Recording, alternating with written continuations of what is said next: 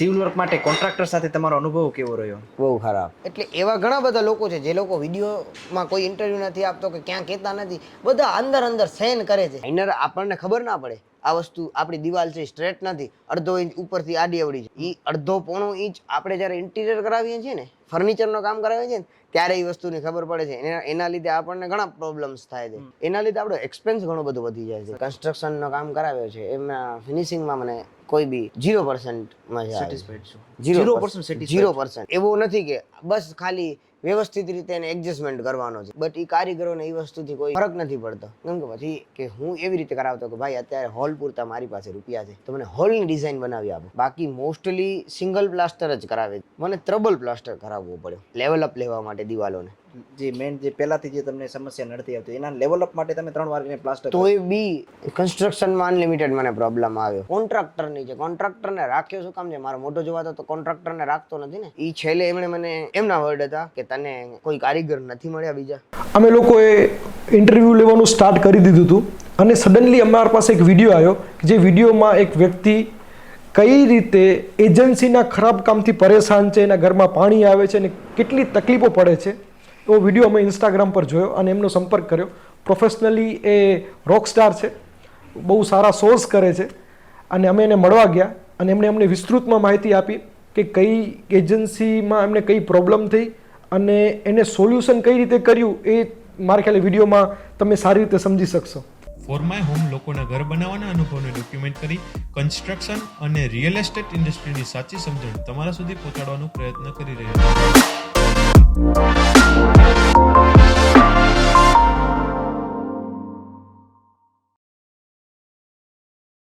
તમારા ઘર બનાવવાના અનુભવમાંથી કેટલીક માહિતી અને સમજણ જે ઘર બનાવી રહ્યા છે કે ઘર બનાવવાની તૈયારીમાં છે તેમને ઉપયોગી થાય તે હેતુથી અમારું માધ્યમ ફોર માય હોમ કામ કરી રહ્યું છે. સૌપ્રથમ તો તમારું ઘર કયા લોકેશનમાં છે? મારો ઘર મેરૂન પાર્કમાં છે, સહયોગનગરમાં આવે છે, ખાસરા ગ્રાઉન્ડની પાછળની સાઈડમાં મુસ્લિમ સ્કૂલ ચોકડી છે ને એ જગ્યાએ.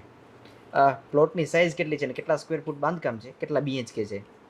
અમારા પ્લોટની સાઇઝ 202 વારનો પ્લોટ છે અને નિયમ પ્રમાણે કદાચ 170 કે 80 ફૂટમાં વારમાં કાંઈક બનાવી શકીએ, બાંધકામ કરાવી શકીએ. એ નિયમ પ્રમાણે જે હતો એ સંજયભાઈ એન્જિનિયર હતા અમારા, એમણે આખો પ્લાન બનાવ્યો છે અને એ નિયમ પ્રમાણે બનાવ્યો છે. આપણે બાંધકામ કેટલા સ્ક્વેર ફૂટ છે? બાંધકામ મને એ ખ્યાલ નથી, 2000 ઉપર હોઈ શકે કદાચ, ઓર 1600-1700 ફૂટ હતો કદાચ. કેટલા બીએચકે છે? 4 BHK છે. રેટ જી. કેટલો સમય લાગ્યો ઘર બનાવવામાં? ઘર બનાવવામાં અમને 4 વર્ષ લાગી ગયા. જ્યારે તમે પ્લાનિંગ કર્યું કે મારે ઘર બનાવવું છે ત્યારે કેટલું ધાર્યું હતું?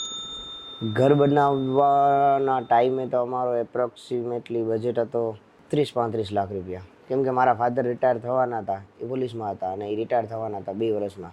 એટલે અમારો પ્લાનિંગ એવી જ હતી કે ઘર 3 વર્ષ સુધી કામ હાલે ઘરનો, કેમ કે 2 વર્ષ સુધી બહુ સ્લોલી કામ થશે અને જ્યારે રિટાયર થઈ જશે ને એમને પેમેન્ટ મળશે કે જે રિટાયરમેન્ટ મળે તો પછી અમે થોડુંક સ્પીડમાં કામ કરાવશું અને હોમ લોન બી લીધેલી છે. તો એ એપ્રોક્સિમેટલી એવું બજેટ હતું. કેટલો સમયમાં અને બજેટમાં તમે કેટલો ફેર આવ્યો અને શા માટે? જે તમે ધાર્યો તો એ અને એકચ્યુઅલ જે થયો એનામાં કેટલો ફેરફાર આવ્યો? એકચ્યુઅલી જ્યારે ઘર બનાવવાનો પ્લાન કર્યો ત્યારે અમારી એટલી સારી ફાઇનાન્શિયલ કન્ડિશન નથી એ જે તે સમયે. પ્રોગ્રામ્સ નહોતા અને વોટેવર. હું મ્યુઝિશિયન છું, મારો મોસ્ટલી વગાડવા ઉપર કામકાજ છે. અમે 2 ભાઈ વગાડીએ જ છીએ અને મારા ફાધર પોલીસમાં છે.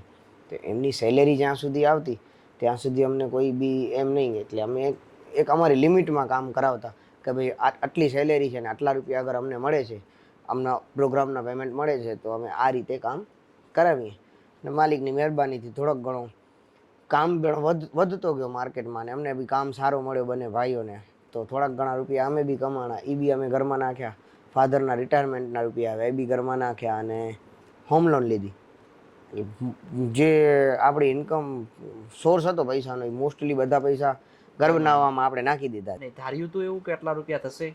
ના, એટલું ધાર્યું નહોતું. એકચ્યુઅલી ઇન્ટિરિયર કરાવવું ને એવું બધું પહેલાં પ્લાન બી નહોતું કે ઇફ કરાવવું તો બહુ લિમિટેડ આપણને કરાવવો. બટ ઉપરવાળાના કરમથી સારા પ્રોગ્રામ્સ મળતા ગયા, કામ ધંધો વધતો ગયો અને થોડોક ઇન્કમ આવતી ગઈ ને આપણે સ્લોલી કરાવે. વચમાં લોકડાઉન આવી ગયો ને ઘણો બધો થયો એટલે આપણને ફાયદો જ થયો એ વસ્તુથી. એટલે આપણે સ્લોલી કામ કરાવ્યા અને જેટલો અમારી પાસે અમે કમાવતા ગયા અને અમે એ વસ્તુ કરાવતા ગયા એવી રીતે આ વસ્તુ અમે કરાવી છે. એટલે કોઈ એક્ઝેક્ટ ફિગર ઉપર અમે જે એક્સપેક્ટ કર્યો તો એ ફિગર ઉપર નથી ઊભા. અને એટ ધી એન્ડમાં બી અમને થોડોક સેટિસ્ફેક્શન નહોતો કે જ્યારે એકદમ કમ્પ્લીટ થઈ ગયો ત્યારે કે હજી આ કરવું છે અને સ્ટીલ ઘણો બધો હજી બાકી છે મને કરવું હતું એના પ્રમાણે. એ પછીથી બધો જે બી પ્લાન કર્યો હતો એના પ્રમાણે હજી થોડોક ઘણો ઇન્ટિરિયરની વસ્તુઓ બાકી છે. પ્લાનિંગને લઈને તમારા શું ઇનપુટ હતા? લાઈક પ્લાન તૈયાર કર્યો ત્યારે કઈ એવી વસ્તુ હતી જે તમે ધ્યાનમાં રાખી અને ઓવરઓલ પ્લાનિંગ સ્ટેજમાં તમારો અનુભવ કેવો રહ્યો? પ્લાનિંગ જ્યારે અમે કરવા ગયા ત્યારે એકચ્યુઅલી મારા ફાધરના ફ્રેન્ડ છે સંજયભાઈ, એન્જિનિયર છે ને, એને બ્રેર ગ્રાફિક્સવાળા અબ્દ્રેમાન બ્રેર, એ લાઈક મારા મોટા બાપા જેવા જ છે. એમના ને મારા ફાધરના બહુ સારા ઘર જેવા રિલેશન છે. એટલે અમારા ઘરનો કે મસ્જિદનો કે કોઈ બી કામ હોય તો એ બ્રેર બાપા જેમ કે એ રીતે થાય. અને અમારા મોસ્ટલી બધી જગ્યાએ એન્જિનિયરિંગનું કામ સંજયભાઈ કરે છે. તો સંજયભાઈ પાસે અમે ગયા એટલે સંજયભાઈએ પ્લોટનો નકશો લઈ લીધો અને એના પ્રમાણે એમણે મને પૂછ્યું કે તમને શું શું કરાવવો છે અને તારી શું એક્સપેક્ટેશન છે. મેં એમને કીધું તો આવી રીતે મેં પિન્ટરેસ્ટ ઉપરથી 2-4 પિક્ચર્સ ને એ બધા એ ટાઈપના જોયા હતા. મને આવો કરવો છે, ઘણા બધા આઈડિયાઝ પિન્ટરેસ્ટ ઉપરથી. ઇન્ટરનેટ ઉપર ઘણું બધું આજકાલ નવો મળે છે.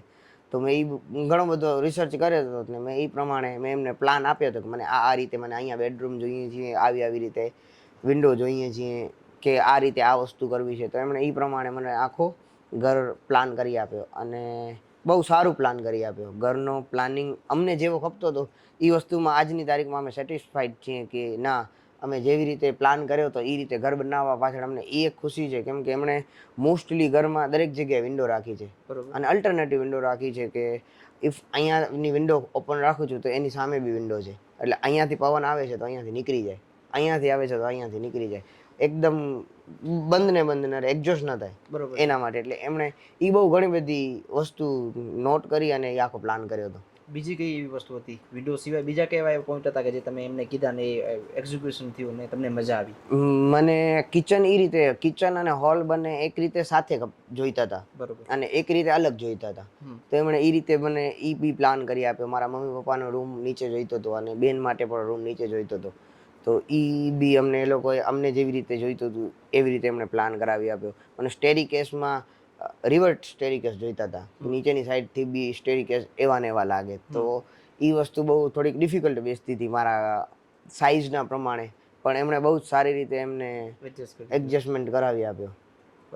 મને હોલની, રૂમની સાઇઝ જે સાઇઝો જોતી હતી તો મને થોડોક આઉટસાઇડ એટલી જગ્યા રાખવામાં ઇન્ટરેસ્ટ નહોતો. જે નિયમ પ્રમાણે જેટલી જગ્યા હોય એટલો જ મૂકવો હતો આપણે. એવું શોખ નહોતો કે ગાર્ડન બનાવવો કે આ કે ઓકે. સો અમે એ રીતે જ આખો પ્લાન કરાવડ્યો અને બહુ પ્લાનમાં હજી સુધી એમ મને બહુ સેટિસ્ફેક્શન છે. તમે આપણે કચ્છમાં છીએ એટલે ભૂકંપના નિયમો એ લાગુ પડે તો તમે બહુ અમને એ સંજયભાઈને એ વસ્તુ કહેવાનો આવતો જ નથી. એનામાં ઘણીવાર કેમ કે અમે ભૂકંપ ટાઈમે અમારો લંગાસરી વાળો ઘર એકદમ પડી ગયો હતો. ભૂકંપ પછી અમે અમારા ઈ ઘરને બનાવ્યો ત્યારે જ એમણે બહુ જ ફ્રેમ સ્ટ્રક્ચર જે ભૂકંપ પ્રૂફ સ્ટ્રક્ચર તરીકે જે પ્લાનિંગ થાય છે એ જ પ્લાનિંગથી ઈ ઘર બી જૂનો ઘર બી એમણે બહુ જ સારી રીતે એમણે બનાવ્યો હતો. અને આ ઘર બી એમણે સરિયા અને એ બધા જે રૂલ્સ પ્રમાણે આવે છે. અને સમટાઈમ્સ મેં 1-2 વાર એમને કીધું બી હતું જ્યારે ફર્સ્ટ ફ્લોર થઈ ગયો, ગ્રાઉન્ડ ફ્લોર થઈ ગયો ત્યારે ફર્સ્ટ ફ્લોર ઉપર પહોંચ્યા તો મેં કીધું હતો કે સંજયભાઈ આપણે ફર્સ્ટ ફ્લોર ઉપર થોડાક ઘણા સરિયા ઘટાવી નાખશું તો થોડોક ઘણો બજેટમાં અને એ બધું થોડોક ફરક આવે. બટ એ કોઈ વસ્તુમાં એડજસ્ટમેન્ટ કરવામાં એ વસ્તુમાં એ એગ્રી નહોતા થતા કે ના અત્યારે તારા એ 20-30 હજાર રૂપિયા બચી જશે પણ આગળ જતાં તને ઘણું બધું નુકસાન થશે. સો એ વસ્તુમાં અમને ક્યાંક એડજસ્ટમેન્ટ કરવો તો એ અમને એમને એગ્રી નહોતા અને અમે એમનામાં એગ્રી હતા કે ઇફ એ લોકો પરમિશન આપે તો, અને ઇફ એ પરમિશન નથી આપતા તો આપણે એ વસ્તુમાં નથી જવું. તો સ્ટ્રેન્થના નિયમો ફોલો કર્યા હતા એકદમ. એ ભાડાના એન્જિનિયર છે પાછો એટલે એમણે એ ગવર્મેન્ટ એન્જિનિયર જ છે એટલે એ લોકો બહુ રૂલ્સ અને રેગ્યુલેશન પ્રમાણે એમના ચાલતા હોય. અને એમને જે બી કીધું એ શાયદ આપણા સારા માટે જ. એમણે મને 2-4 વાર કીધું કે જો આજથી 20-25 વર્ષ પહેલાં ભૂકંપ આવ્યો હતો અને 50 વર્ષે કદાચ રિપીટ થાય તો તું ઘર બનાવીશ ને 20-25 વર્ષ રહીને પાછો એવું કાંઈક ભૂકંપ કદાચ આવે. આપણે તો ઇન્સાન છીએ, બધી ગણિત રાખીને માલિક કીધું છે ગમે ત્યારે ગમે એ થાય, એ આપણા હાથમાં નથી. તો એ પ્લાનિંગથી જ આપણે કરાવ્યો કે અગર 20-25 વર્ષ રહીને પણ ભૂકંપ આવે છે તો આપણા ઘરને કાંઈ ના થાય. ફૂલ ફ્રમ સ્ટ્રક્ચર આખો બનાવડાવ્યો છે. 3D એલિવેશન તમે કરાવ્યું હતું, જી, કેવો અનુભવ રહ્યો, કેટલો હેલ્પફુલ રહ્યો તમને વિઝ્યુલાઇઝ કરવામાં? બહુ જ 3D એલિવેશન બી મારા ફાધરના જ બેસ્ટ ફ્રેન્ડ હતા નાસિરભાઈ કરીને, જે મારા ફાધર બ્રેરભાઈ એ બધા એક સાથે જ બધા મોસ્ટલી રહેતા હોય, અને નાસિરભાઈ બ્રેરભાઈ સાથે જ એમનું કામ કરતા. તો એ 3D એલિવેશન ને એ બધું કરતા. તો નાસિર કાકાએ મને 3D એલિવેશન મેં એમને પિન્ટરેસ્ટ ઉપરથી 2 થી 3 પ્લાન આવને જેવું એક્સટિરિયર જોઈતું હતું ને એવું મેં એમને ફોટોઝ આપ્યો હતો કે મને આ ટાઈપનું જોઈએ છીએ. બટ મારું એવું હતું કે 3 ફોટોઝમાંથી એક વસ્તુ કરવી હતી, કે આનામાંથી થોડોક આ લેવો છે, આનામાંથી થોડોક આ લેવો છે, આનામાંથી આ ડિઝાઇન લેવી છે. 2 થી 3 પિક્ચર્સ મિક્સ કરી અને મને આવો એલિવેશન કરવો છે. અને એમને બહુ સારી રીતે એવો મને 3 વસ્તુ મિક્સ કરીને આ એલિવેશન આખો બનાવી દીધો. મને જે જોઈતું હતું એવું ને એવું એમણે મને 3D કરી દીધું. મેં ઓવરઓલ સેટિસ્ફાઈડ રહ્યા નથી? 3D માંથી બી સેટિસ્ફાઈડ ફૂલ. તમારા મતે જે લોકો ઘર બનાવી રહ્યા છે કે ઘર બનાવવાની તૈયારીમાં છે, એમણે પ્લાનિંગ વખતે કયા પોઈન્ટ્સ ખાસ ધ્યાનમાં રાખવા જોઈએ? એક તો તમે એન્જિનિયર બહુ સારો રાખવો જરૂરી છે, કેમ કે સૌથી મેઇન મુદ્દો છે ને એ એન્જિનિયરનો છે. બીજો તમારો કન્સ્ટ્રક્શન વાળો, તમે જેની પાસેથી કન્સ્ટ્રક્શનનો કડિયા કામ જેને આપો છો એ વ્યક્તિનો 5-10 કામ એણે કરેલા હોય ને રિસન્ટમાં, એ જગ્યાએ જઈ અને તમને હકીકતમાં આપણે એવું નથી કરતા, પણ હકીકતમાં આ વસ્તુ કરવી જોઈએ કે એને કામ કર્યા હોય ને એ 4-5 જગ્યાએ જઈ અને એમના ક્લાયન્ટનો રિવ્યૂ લેવો જોઈએ કે તમે આમના રિસન્ટ કામ કર્યો છે એમણે તમારા ઘરનો, તો એમણે તમને કોઈ તકલીફ નથી આવીને બરોબર કામ કર્યું છે કે નથી કર્યું. આપણે શું ઘણીવાર ભાવનામાં આપણે કચ્છી લોકોનો થોડોક એ એક પ્રોબ્લેમ છે, આપણે વિશ્વાસમાં અને ભાવનામાં બહુ આવી જઈએ. આ સારો છે આપી દે, આપણે આંખ બંધ કરીને, કેમ કે આપણો આ અનુભવ નથી. હું બ્રેર ગ્રાફિક્સમાં 2009થી કામ કરતો બ્રેડ બાબા પાસે, અલ્તાફ અને ગુલામભાઈ પાસે, અને એ બંને મને નાના ભાઈની જેમ જ રાખતા. અને અલ્તાફભાઈ ઇન્ટિરિયર ડિઝાઇનિંગ કરતા. તો હું જ્યારે એમની પાસે જોબ કરતો ત્યારે હું અલ્તાફભાઈને કહેતો કે મારા ઘરનો જ્યારે બી હું ઘર બનાવીશ ને ત્યારે અલ્તાફભાઈ ઇન્ટિરિયર તમે કરી આપજો. તો ઇન્ટિરિયર વાળો બી બહુ સખત જરૂરી સારો માણસ હોવો જોઈએ. પ્લમ્બર, લાઇટ વાળો, સેન્ટિંગ વાળો, અગર તમે ડાયરેક્ટ જ આપો છો કન્સ્ટ્રક્શન વાળાને તો કોઈ ટેન્શન નથી. અધરવાઇઝ એ વસ્તુ બી તમને બહુ જ સારી રીતે તમને ધ્યાનમાં રાખવી જોઈએ કે તમે કયા લાઇટમેનને કામ આપો છો, કયા કોન્ટ્રાક્ટરને કામ આપો છો. કેમ કે કોન્ટ્રાક્ટર સૌથી મેઇન, ઇફ તમે ઇન્ટિરિયરને બધો કરાવો છો ને તો કોન્ટ્રાક્ટરનો બહુ જ વધારે મહત્વ છે. હા, કેમ કે એન્જિનિયર સાહેબ આવીને કાંઈ માપ મેજર દોરીથી એ વસ્તુ ચેક નથી કરવાના. 1 ઇંચ 2 ઇંચ માઇનર આપણને ખબર ના પડે આ વસ્તુ આપણી દિવાલ છે સ્ટ્રેટ નથી, 1/2 ઇંચ ઉપરથી આડી અવળી છે. એ 1/2-1.5 ઇંચ આપણે જ્યારે ઇન્ટિરિયર કરાવીએ છીએ ને, ફર્નિચરનો કામ કરાવીએ છીએ ને ત્યારે એ વસ્તુની ખબર પડે છે. એના લીધે આપણને ઘણા પ્રોબ્લેમ્સ થાય છે કે એ માપ મેજરમેન્ટ ના હોય તો એના માટે આપણને ફરજિયાત એ રીતે પ્લાય, અધરવાઇઝ આપણે જે બી વસ્તુ યુઝ કરતા હોઈએ એનાથી પહેલે આપણને એને લેવલમાં કરવું પડે. એના પાછળ આપણને એના લીધે આપણો એક્સપેન્સ ઘણો બધો વધી જાય છે. થોડોક ઘણો નહીં, ઘણો બધો વધી જાય છે. અને મને મારા ઘરમાં એ અનલિમિટેડ એક્સપિરિયન્સ થયો છે. એ એકચ્યુઅલી મેં જે એમની પાસે કન્સ્ટ્રક્શનનું કામ કરાવ્યો છે એમના ફિનિશિંગમાં મને કોઈ બી 0% મજા સેટિસ્ફાઈડ છું? 0%, નોટ 10, 20, 90, 80, 0%. હું બીજી વાર ભવિષ્યમાં અગર ઘર બનાવું તો મારા ઘરના જેટલા બી કારીગરો પાસેથી મેં કામ કરાવ્યું એમનામાંથી હું એક બી કારીગરને કામ ના આપું, રિપીટ નહીં કરો. હા, ઓનલી એક કલર વાળો, એના સિવાય હું એક પણ કારીગરને રિપીટ ના કરું. અલ્તાફ નથી મારા ઘરનો ઇન્ટિરિયર જેમણે કર્યો છે, અલ્તાફભાઈ ગુજરી ગયા. અલ્તાફભાઈ ઇફ હો તો એક ઘર નહીં 10 ઘર બનાવત ને એમની પાસે જ બનાવડાવત. ફરક એટલો હતો કે અલ્તાફભાઈ ખાલી ડિઝાઇન કરી આપતા, ઇન્ટિરિયર કરતા. પોતે પોતાના ઉપર બધું કામ નતા લઈ લે, એ ડિઝાઇનિંગ કરી આપે. અને ઇન્ટિરિયરનો શું ગુના છે? ઇન્ટિરિયર તો આપણને જે જોઈતો હોય એવું આપણને બનાવી આપે. આપણે વિઝ્યુલાઇઝ જે આપણે એને સામે ઇનપુટ રાખાય એ પ્રમાણે આપણને વિઝ્યુલાઇઝ કરી આપે. મેં મારા ઘરની આ પીઓપી બનાવી છે, વુડન પીઓપી બનાવી છે. આ વુડન પીઓપી ડિઝાઇન 30 દિવસ લાગા છે બનાવતા. વુડન પીઓપી કરાવી છે અને વુડન ડોર, એ બંને ડિઝાઇન બનાવતા 30 દિવસ લાગા છે અલ્તાફભાઈને. અને એટલી મહેનતથી માણસે એ વસ્તુ કરાવી હતી. બટ એની જે સ્ટીલ, મને એની જે લાઇન, લેન્થ, ફિનિશિંગ જે 100 એમણે જે રીતે બધો કર્યો હતો, કાંઈ એવું નથી કે બસ ખાલી વ્યવસ્થિત રીતે એને એડજસ્ટમેન્ટ કરવાનો છે. બટ એ કારીગરોને એ વસ્તુથી કોઈ ફરક નથી પડતો. કેમ કે પછી જ્યારે મારો કામ એટ ધી એન્ડ એકદમ એન્ડ અપ ઉપર હતો, લાઈક 90% પતી ગયો હતો, ત્યારે 10% કામ હોય ને આપણને એમ લાગે કે હવે 10% જ કામ છે, આપણને આ જ આવવું હોય ને તો આવી શકે. એ હકીકતમાં બહુ અઘરામાં અઘરો ટાઈમ એ હોય. એ 10% કામ હોય ને એ બહુથી અઘરામાં અઘરો હોય. અલ્તાફભાઈ તો મારા ઘર ઉપર પોતે વિઝિટ કરતા. દરેક વસ્તુમાં કોઈ બી વસ્તુ ના ચાલતી તો એ ના ચલાવતા કે આ વસ્તુ આવી છે નહીં હાલે. કેમ કે એમણે એ રીતે જ કામ કર્યો છે કે અમારા ઘરનો હોય એમણે એ રીતે જ આ બધો કરાવ્યો છે કે એમનો પોતાનો ઘર બનતો હોય કે એમના કાકાના ઘર બનતો હોય આપણે આપણું ઘર બનતો હોય તો આપણે કેવી રીતે કોઈ બી વસ્તુ ના ચલાવીએ. એમણે મારી પાસેથી કોઈ જ ઇન્ટિરિયર ડિઝાઇનિંગનો ચાર્જ નથી લીધો કે કોઈ જાતનો. અમારા ફેમિલી રિલેશન છે એ બીજા નંબરની વાત છે, પણ મારી ને અલ્તાફભાઈની એક બોન્ડિંગ બી એવી હતી, સગા ભાઈઓ જેવી બંનેની બોન્ડિંગ હતી. તો અલ્તાફભાઈ દરેક ડેલી આવતા, ડેલી આવીને દરેક વસ્તુ ચેન્જ કરાવતા. અહીંયા આ આમ નહીં ચાલે, આ આમ નહીં ચલાવે. એ છેલ્લે એમણે મને એમના વર્ડ હતા કે તને કોઈ કારીગર નથી મળ્યા બીજા, એ કે એક એક માણસ ગોતી ગોતીને ખણી આવ્યો છો. મેં કીધું મેં તો 10 જણાએ મને કીધો કે આ સારો છે તો મેં એને દીધો. આ નોટ કરવાવાળી વસ્તુઓ છે કે આપણે કોઈ એક એવા પર્સનને કામ દેવું જોઈએ. હું એકચ્યુઅલી સંબંધમાં ને કોઈકના કહેવામાં આવી ગયો કે આમને કામ આપ, આમનો કામ સારો છે, આપણો ભાઈ છે કે આ છે ઓ છે, આને કામ આપ, આ બિચારો સારો કામ કરે છે, ઓછા બજેટમાં કરી આપશે. અને એમણે જે બજેટ મને કામનો કીધો હતો એ budget I don't think so કે ઓછો હોય. એમણે મને 4 બાથરૂમ અને કિચન જે રેગ્યુલર જે આવતો એના એમને મને 75-80 હજાર રૂપિયા કીધા હતા એ ટાઈમે. કદાચ મારા હિસાબે 12,000 રૂપિયા ચાલતા હતા બાથરૂમના ઈ સમય. 12 ચોક 48,000 રૂપિયા થાય. પણ એમણે અલગ અલગ ગણિતો કરીને મને કીધો હતો કે આના આટલા થાય, આના આટલા થાય. આપણા ઘર પ્રમાણે તમારો બાથરૂમ લાર્જ છે તો એના પ્રમાણે આમ થશે, ઓમ થશે. 75,000 રૂપિયા એમણે મને ફાઇનલ કર્યો હતો. 75,000 રૂપિયા તો રેગ્યુલર કામ કરતા તો કોઈ ઓછા નથી દીધા. છતાંય મને સેટિસ્ફેક્શન ન મળતું હોય તો મને ક્યાં જવું? ક્યાંક ને ક્યાંક તમને એજન્સીઓ સાથે જે સેટિસ્ફેક્શન જે મળવું જોઈએ હતું એ નથી મળ્યું. ઇન્ટિરિયર ડિઝાઇનરનો જે અનુભવ રહ્યો એ શેર કરો, અને તમે શું સલાહ આપશો કે જ્યારે ઇન્ટિરિયર ડિઝાઇનર આપણે હાયર કરી ત્યારે એમને કયા પોઈન્ટ ખાસ ધ્યાનમાં રાખવા જોઈએ? આજે આપણે અગર ઘર બનાવવો છે ને, ઇફ આપણે બનાવીએ છીએ અને સારું ઘર બનાવવો છે તો ઇન્ટિરિયર ડિઝાઇનર 110% હોવો જોઈએ. બરોબર.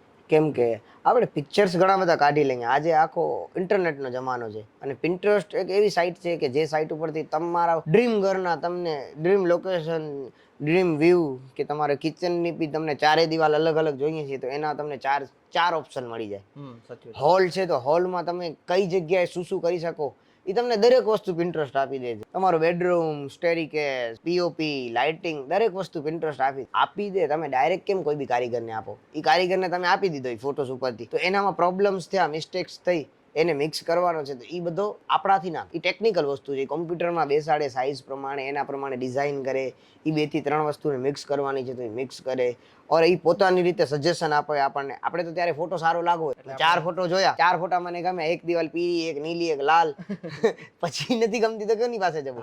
એ આપણને ઇન્ટિરિયર ડિઝાઇનર્સ એ કમ્પ્યુટરમાં બેસાડીને ચેક કરે, એનામાં સજેસ્ટ કરે કે હા આ વસ્તુ સારી લાગશે, અધરવાઇઝ એ ના પાડે. એટલે ઇન્ટિરિયર ડિઝાઇનર બહુ જ મેટર કરે છે. તમે સારો ઘર બનાવો છો, ઇન્ટિરિયરને એ કરાવવાની તમારી ગણિત છે તો એ માઇનર ચાર્જીસ. ઇન્ટિરિયરનો એટલો કોઈ ચાર્જીસ નથી, બહુ માઇનર ચાર્જીસ છે. અને ઇન્ટિરિયરને રાખવાથી લોકોને કદાચ એવું લાગતું હશે કે ચાર્જીસ વધી જાય છે કે ખર્ચો વધી જશે. એવું નથી હોતું. તમે કેવા વ્યક્તિને રાખો છો એ બહુ મેટર કરે છે. બાકી ઇન્ટિરિયરને રાખવાથી તમારો એક્સપેન્સ ઘટે છે. એ તમને સલાહ આપી શકે કે આપણે એને એવી રીતે કહીએ છીએ ને કે આટલા બજેટની અંદર કરવો છે તો એ એટલા બજેટમાં પણ આપણને જેવો જોઈતો હોય ને એવો એ કરાવી આપે છે આપણને. મેં અલ્તાફભાઈને બહુ એમને મારી ખબર જ હતી કેમ કે મેં મારો કરિયર લાઈફનો મેઇન પાર્ટ જ્યારે સ્ટાર્ટ કર્યો તો હું બ્રેડ ગ્રાફિક્સમાં બેનર પ્રિન્ટિંગ કરતો, ન્યૂઝપેપર નાખતો. મેં એ રીતે મારી લાઈફ સ્ટાર્ટ કરી. તો એ ટાઈમથી મને ઓળખતા, મારા ફાધરને એ ટાઈમથી ઓળખતા. તો અમારે તો એ બધું એમને ખબર જ હતી કે આમને કેટલા બજેટમાં કરવો છે. તો મને જે વસ્તુ કરાવવી હતી જેટલા બજેટમાં એ એટલા બજેટમાં જ એમણે મને પૂછીને એ વસ્તુ એડજસ્ટમેન્ટ કરાવી દેતા કે ભાઈ આ આમ કરીશ તો આટલો બજેટ જશે, તને કરાવવો છે. એ વ્યક્તિએ દરેક રૂમનો પર્ટિક્યુલર ટાઈમે પર્ટિક્યુલર ડિઝાઇન મને કરીને આપ્યો છે કે હું એવી રીતે કરાવતો કે ભાઈ અત્યારે હોલ પૂરતા મારી પાસે રૂપિયા છે તો મને હોલની ડિઝાઇન બનાવી આપો અને હોલમાં ખર્ચો કરવાની મારી કેપેસિટી આટલી છે. તો એ રીતે મને હોલ બનાવી આપ, હોલમાં ડિઝાઇન કરી આપતા. તો મેં હોલ બનાવ્યો. એવી જ રીતે એ મને કિચનનો કરી આપ્યો. એ લોકોએ કિચન ડિઝાઇન કરી આપી. 4 બેડરૂમની ડિઝાઇન એ રીતે કરી આપી. એક કરીને અમને જે રીતે. તો એ મારે આપણી પાસે જેવી આપણી ફાઇનાન્શિયલ સિચ્યુએશન નહોતી કે મારી સિઝન આવી 2 થી 3 સિઝન લોકડાઉન પહેલા બહુ સારી ગઈ હતી. તો એ સિઝનોમાં અમને જે પેમેન્ટ મળ્યો ત્યારે મારી કને કોઈ બીજો કોઈ ગોલ નતો. એક જ હતો કે નથી ગાડી લેવી કે બીજે ક્યાં ખર્ચો નથી કરવો, કોઈ આડોવરો ખર્ચો નથી. આપણે જે બી રૂપિયા આવે બધા રૂપિયા આપણને આપણા ઘરમાં નાખવાના છે. ઘર એવી વસ્તુ વસ્તુ છે એનામાં તમે જેટલા રૂપિયા નાખશો ને એ એક રૂપિયો લોકોને એમ લાગે છે કે વેસ્ટ જાય છે, વેસ્ટ નથી જતો. આપણે ત્યાં રહેવું છે. આપણે આ જગ્યાએ જિંદગી કાઢવાની છે આપણની. અહીંયા જેટલા નાખીએ ને એટલા કદાચ ઓછા છે. આપણે મેટર નથી કરતો કોઈ 100 વારમાં બનાવે, કોઈ 200 વારમાં બનાવે, કોઈ 500 વારમાં બનાવે, કોઈ 1000 વારમાં બનાવે, બટ આપણે જેટલા વારમાં આપણે એ બનાવીએ છીએ એનામાં આપણે જેટલા રૂપિયા નાખીએ છીએ ને આપણા માટે આપણો કદાચ મહેલ જ છે. દરેક વ્યક્તિ માટે પોતાનો ઘર એક મહેલ હોય, એ પછી નાનો હોય મોટો હોય કે વોટેવર જે બી હોય, તો ઈ અલગ એક છે. એવું સિવિલ વર્ક માટે કોન્ટ્રાક્ટર સાથે તમારો અનુભવ કેવો રહ્યો? બહુ ખરાબ. કે કેવા એ કયા પોઈન્ટ્સ હતા કે જ્યાં તમને લાગ્યું કે આ ખરેખર તમે સેટિસ્ફાઈડ નથી? એક તો કોઈ બી કારીગર ક્યારે બી કામ ઉપર નતો આવતો. સ્ટાર્ટિંગથી અમે જ્યારે પાયા વિધિ ને એ બધું કરાવડાવ્યું તો આજે કે કાલે પાયા ખોદાવવા માટે આવશે, તો એ વસ્તુ ક્યારે બી એ ટાઈમ ઉપર ના આવે. સોમવારનો આવવાનો છે તો એ બુધવાર, ગુરુવાર, શુક્રવારના જ કારીગરો આવે. સોમવાર કે તો નોટ અ બિગ ડીલ. આ કોઈ મોટી વસ્તુ નથી. કારીગરોમાં એવું બધું થાય કેમ કે એ લોકો 2 થી 3 કામ લીધેલા હોય. અહીંયા લીધેલો છે, ત્યાં લીધો છે. એ લોકોની જગ્યાએ કદાચ સાચા હોય છે. સમટાઈમ્સ આવી બધી વસ્તુઓમાં એ લોકો સાચા હોય છે. એ કોઈ ખોટી વસ્તુ નથી. 4 કામ કરવા તો એ લોકો એવી રીતે એડજસ્ટ કરે કે ત્યાંનો વહેલો આજે પૂરો થઈ જવાનો છે તો ત્યાંના અહીંયા લઈ આવશે ને એ વસ્તુથી એવી રીતે એ લોકો કરશે. સ્ટાર્ટિંગથી મને આ વસ્તુ એટલે કહું છું, તમને આઈડિયા આવે કે મને સ્ટાર્ટિંગથી પ્રોબ્લેમ આવ્યો. સડનલી મને કોઈ કારીગરથી પ્રોબ્લેમ આવ્યો એવું નથી. તો એમણે એ વસ્તુથી મારા પાયાથી જ મને એ પ્રોબ્લેમ આવ્યો અને એના પાછળ મારા પાયા કદાચ 1-1.5 મહિના હાલ્યા. પાયાનો જે ફ્લોરિંગ થાય ને, ફ્લોરિંગ સુધી પહોંચવા માટે એટલા રૂપિયા તો હતા કે હું કન્સ્ટ્રક્શન આખું કરાવી શકત. એનામાં મને પ્રોબ્લેમ નતો. પ્રોબ્લેમ કેમ કે મેં હોમ લોન પણ લઈ લીધી. મારી કને હોમ લોનના રૂપિયા એટલા તો હોમ લોનમાં રૂપિયા મળે જ કે મારા કન્સ્ટ્રક્શન પ્રમાણે રૂપિયા મને મળ્યા હતા. મારા ફાધરના રિટાયરમેન્ટના રૂપિયા મળે એનાથી તો અમને ઇન્ટિરિયર ને એ બધો કરાવવાનો. કન્સ્ટ્રક્શન માટે તો મેં હોમ લોન લઈ લીધી હતી અને થોડુંક ઘણું સેવિંગ બી હોય આજના જમાનામાં બધા પાસે. તો સેવિંગ બી હતો. મમ્મીના, દાદીમાના ગોલ્ડ ઘરમાં આજે બધાના હોય. ગોલ્ડ બેંકમાં રાખી અને ગોલ્ડ લોન લીધી હતી. તો એ બી લઈ લીધી હતી કે ક્યાં કામ સ્ટોપ ના થવો, કન્સ્ટ્રક્શનમાં ક્યાંય આપણને એવો ન થવો. તો એ રીતે આપણે એ વસ્તુમાં કોઈ જગ્યાએ એ લોકોને કોઈ એવો નતો. બીજા કેવા પોઈન્ટ હતા કે જ્યાં તમને એવું લાગ્યું કે આ ખરેખર તમને મજા ના આવી? મારા ઘરની ધાડી આપણે ભરીએ ને, છત ભરીએ જી, તો ઈ દિવાલની લેવલમાં જોવી જોઈએ. હા, ઈ અડધો ફૂટ પોણો ફૂટ બારે આવી ગઈ હતી. અડધો ફૂટ પોણો ફૂટ બારે આવી ગઈ હતી. એમણે જેમની પાસે બી સેન્ટિંગ કરાવ્યું હતું, આઈ ડોન્ટ નો કોની પાસેથી કરાવ્યો હતો, એમના બી વિશે બી તમને કહે તો ઈ બારે આવી ગઈ હતી. એના માટે હવે લેવલમાં લેવી બી જરૂરી હતી. બારે આવી ગઈ તો એને લેવલમાં કેમ લેવી? એક જ વસ્તુ છે, છોલછાંપ કરવી. મારા ઘરમાં બેક સાઈડ એવી 3 જગ્યા એવી હતી કે જ્યાં એમણે એટલી હદે છોલછાંપ કરવી પડી કે જે લોખંડના સરિયા જે આપણે નાખ્યા હોય ને છતમાં, હા, એ સરિયા આવી ગયા. છેલ્લે મને એમને આમ હાથ જોડવા પડ્યા અને હું તમને ડિઝાઇન બતાવીશ, તમે કહેશો તો તમને. મેં એ જગ્યાએ ફાઇનલી મેં 1-2 ઇંચ છેલ્લે મૂકી અને મેં બોક્સ ડિઝાઇન કરાવી નાખી. જ્યાં બી કોલમ આવ્યા છે છતના, દિવાલના, એ કોલમ ઉપર મેં બોક્સ ડિઝાઇન બનાવડાવી નાખી. લોકોને ડિઝાઇન લાગે. બીજો શું કરી શકું? એટલે મતલબ ટૂંકમાં એને ઢાંક્યું એ રીતે કે જે પ્રોબ્લેમ આવ્યું ને આ રીતે ઢાંકીને તમે સોલ્યુશન કરવું પડ્યો. હવે દિવાલ તમે બનાવો છો કોઈ બી, તો આ સ્ટ્રેટ દિવાલ તમે કન્સ્ટ્રક્શનમાં તમે છજાની ડિઝાઇન કાઢી છે કે બારે થોડોક આવો છજો કાઢીને એનામાં, તો આમ હોવો જોઈએ ને. આમનો આવો કામકાજ હતો. આટલું આમ ક્રોસ જતું લેવલની જગ્યાએ. હા, હવે આનો કેમ મને સોલ્યુશન કરવું? જે ટેકનિકલ ખરેખર જે કન્સ્ટ્રક્શન સાઇડથી જે સોલ્યુશન કરતું એ તમને ન મળ્યું, એટલા માટે તમે એના ઉપર એવી ડિઝાઇનિંગ કરી કે જેનાથી આપણે ઢાંકી શકીએ. મને બહારના ફ્રન્ટમાં જ મને ઈ છજાની ડિઝાઇનો મેં કરાવડાવી. તો એ ડિઝાઇન જ એટલી હદે ક્રોસિંગ, મને 3 વાર પ્લાસ્ટર કોઈને ન કરવો પડે. માણસ ડબલ, મોસ્ટલી કોઈક જ હોય છે ડબલ પ્લાસ્ટર કરાવે, બાકી મોસ્ટલી સિંગલ પ્લાસ્ટર જ કરાવે. મને ટ્રબલ પ્લાસ્ટર કરાવવું પડ્યો લેવલ અપ લેવા માટે દિવાલોને. જે મેન જે પહેલાથી જે તમને સમસ્યા નડતી આવતી એના લેવલ અપ માટે તમે 3 વાર એને પ્લાસ્ટર, તોય બી લેવલ અપ નથી થયો. મેં કાચા કામ ઉપર કામ આપ્યો તો પાકી વસ્તુ, મારી કાચી વસ્તુ. એમ તો લોખંડ ને સિમેન્ટ કોની આવે છે? આપણી આવે છે, બરોબર, બીજો કાંઈ નથી આવતો. સિમેન્ટ આવે છે. રૂપિયા સૌથી વધારે સિમેન્ટ ના ઘર બનાવવામાં. 3 વાર પ્લાસ્ટર કર્યો તો ઈ સિમેન્ટ કોની વપરાણી? ઓબ્વિયસલી આપણી વપરાણી. મારી 150 થેલી એક્સ્ટ્રા વપરાણી. 150 થેલી 5-10 થેલી નહીં, 150 થેલી વપરાણી છે. એ 150 થેલીનો 345 કે 25 રૂપિયા કાંઈક રેટ હતો. 50-60 હજાર રૂપિયા આપણા માટે ઘણા કહેવાય. કન્સ્ટ્રક્શનમાં અનલિમિટેડ મને પ્રોબ્લેમ આવ્યો. એના સિવાય બીજી કોઈ એક લેવલિંગ વાળો તમને પ્રોબ્લેમ આવ્યો? એક કે દરેક વસ્તુમાં પાયામાં આવ્યો? મારી કોઈ દિવાલ એમણે લેવલમાં નથી, કોઈ બી દિવાલ સ્ટ્રેટ નથી. એ પ્લાસ્ટર કરાવ્યો તો પ્લાસ્ટર કરાવવાની જવાબદારી કોની? કોન્ટ્રાક્ટરની છે. કોન્ટ્રાક્ટરને રાખ્યો શું કામ છે? મારો મોટો જોવાતો તો કોન્ટ્રાક્ટરને રાખતો નથી ને. તું આવીને જોઈને હાલ્યો જા 5 મિનિટમાં, તને રાખવાનો મતલબ શું છે? હું પોતે અહીંયા ઊભીને હું જ ના જોઈ લઉં? હું જ જુબેલી ગ્રાઉન્ડ ઉપર જાઉં ડેઈલી સવાર થાય ને માણસને લઈ આવું, એને મૂલ આપવું એનો ને એને મૂકી દઉં. કોન્ટ્રાક્ટરને રાખવાનો મતલબ શું? આજે કોન્ટ્રાક્ટરો મોસ્ટલી કોન્ટ્રાક્ટરો શું કરે છે, આવી રીતે જુબેલી ગ્રાઉન્ડ ઉપરથી કારીગરોને લે છે. 4 સાઇટો ચાલુ છે એ લોકો, 4 સાઇટ ઉપર માણસોને રાખી દીધા, હવે પોતે 4 સાઇટ ઉપર ફરતા રહે છે. અહીંયા ઉપસે થોડીક વાર એ લોકો પોતાના જ કામ કરતા હોય. આવે આમ કોણ શું કરે છે, કોણ શું નથી કરતો એનાથી એમને કાંઈ ફરક ના પડતો હોય, કાંઈ ફરક ના પડતો હોય. 4 સાઇટો રાખીએ, 4 સાઇટો ઉપર ફરતા હો. તમે ફરો છો, ફરો, ના નથી ફરવાની, ના નથી, તમે ફરો, તમારું કામ છે 4 જગ્યાએ જાઓ. પણ તમને જે રાખ્યો શું કામ છે કે પ્રોબ્લેમ ના આવે એના માટે તમને રાખવામાં આવ્યો છે. ઓબ્વિયસલી એના માટે જ રાખે. ઈ જ નથી થતો. યાર આજે સોયમભાઈ મારે અંજાર જવું પડશે, મારી ત્યાં સાઈટ છે. અરે મેં તને કીધું છે અંજાર સાઈટ લે, ગાંધીધામ સાઈટ લે, ઓર વોટેવર ગમે એ સાઈટ લે, અને બીજી સાઈટ લેવી છે તો મારી સાઈટ શું કામ લેશે? આજે કારીગર મારા યાર ત્યાં શું ક્લાયન્ટ ગુસ્સો કર્યો હતો એટલે આજે ત્યાં યાર રાખવા, ક્લાયન્ટે કીધો છે આજે ન કરાવો તો કામ બંધ કરાવી નાખીશ. અરે તો એ કે જ નહીં ક્લાયન્ટ, તમે 4 કામ રાખશો તો આજે મને કહીને એ જગ્યાએ હલ્યા ગયા, ત્યાં કહીને એક દિવસ મારી કને આવી ગયા. આવી રીતે એ લોકો કામ કરે. હવે ઈ કામમાં કેદી આપણા નવડા મળે? તમે જે સિવિલ વર્કમાં કોન્ટ્રાક્ટર સાથે જે મુશ્કેલીઓ અનુભવી એ બીજા લોકો ન અનુભવે એના માટે શું ધ્યાનમાં રાખવું જોઈએ પહેલાથી કોન્ટ્રાક્ટર સિલેક્ટ કરતી વખતે? ઈ મેં તમને સૌથી પહેલે સ્ટાર્ટિંગમાં જ કીધું કે તમે કોન્ટ્રાક્ટર જે બી કોન્ટ્રાક્ટરને કામ આપો ને તો ઈ કોન્ટ્રાક્ટરને રિસન્ટ 5 થી 6 કામ કરેલા હોય ને એમના, જી, ઈ કામ જોવા ખાસ જવું. અને ઈ ક્લાયન્ટથી ઈ કોન્ટ્રાક્ટરની ગેરહાજરીમાં રિવ્યુ લેવું. જેમનું પહેલે મકાન બને એને પૂછા કરવી કે તમે શું એમનો રિવ્યુ, હા, તમારો અનુભવ કેવો છે, તો તમને પ્રોબ્લેમ્સ ના થાય પાછળથી. હા, ડેફિનેટલી. તો ઈ વસ્તુથી ઘણો ફાયદો થાય છે. સિવિલ વર્કમાં જ વાત કરી મટીરિયલ સિલેક્શનની, તો એના માટે તમે કયા મુદ્દા ખાસ ધ્યાનમાં રાખ્યા હતા? તો મેં ટાઇલ્સ માટે કેમિકલ, સુથાર માટે પ્લાયનો મટીરિયલ, અમે જ્યારે છતમારી ભરાતી હતી તો સળિયાઓની વચમાં અત્યારે કેટલાક સિમેન્ટના બ્લોક્સ આવે છે મિની, જે આનામાં છતમાં સળિયાની નીચે ઈ નાખે છે, જેના લીધે સળિયો ઊંચો રહે. જ્યારે એવો માલ ભરે છે ને એ લોકો, ત્યારે એ સળિયો એટલે એ સેન્ટરમાં જ રહે, ઉપર નીચે કાંઈ પ્રોપર સિમેન્ટ ને કોન્ક્રીટ થાય એના માટે.